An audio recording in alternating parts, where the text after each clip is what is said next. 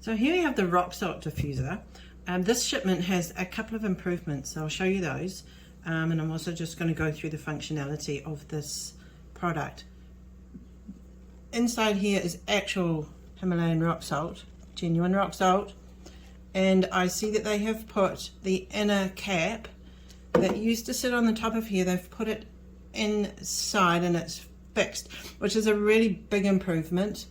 Because that removes the possibility of people accidentally not using it and pouring water into the, oh, there's another improvement, I didn't notice that, into the air vent. And the air vent itself has been put here at the close to the base rather than on the top of here. So that's actually really good, because if you pour water down an air vent, not just these but any diffuser, it'll short out the functionality, and either the lights won't work or the fan won't work. One of them won't work. There were generally three functionalities, and that goes across the board. So you see here, this is the maximum line.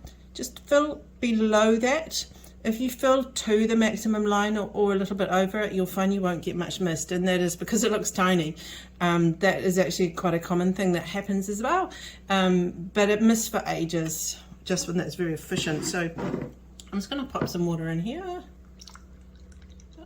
Haven't actually used this updated model myself yet. This is the very first time, and I'm going to put the top on. So it's as simple as put the water in, stay below the max line, put the top on. Obviously goes on really nicely because everything's really fitted.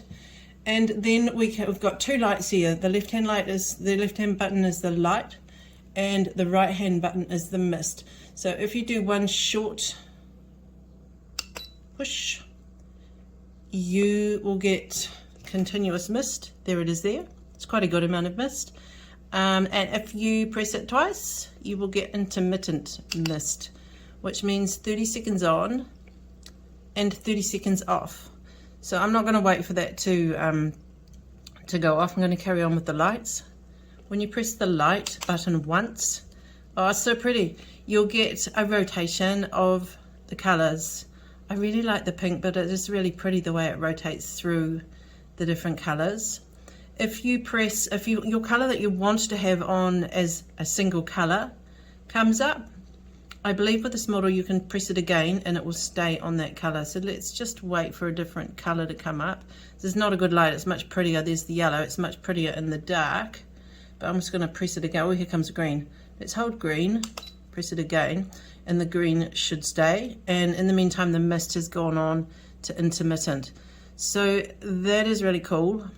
Let me just see, if you press that light button again, you can then scroll through the colors and stay, oops, there goes the mist again, stay on a single color.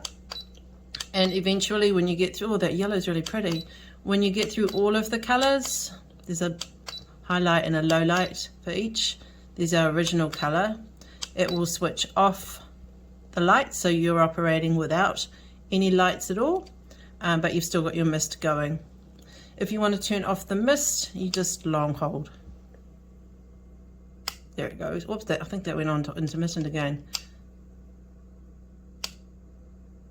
Yep, that's turned the mist off. So if you leave it continuous on either intermittence or continuous mist, when the water gets low, which will be about 4-ish hours depending on the temperature of your room on continuous, and more like 6 hours on intermittent mist, the diffuser will just deactivate it itself, inclusive of the lights once the water gets low. So you don't need to worry about it burning out or anything like that.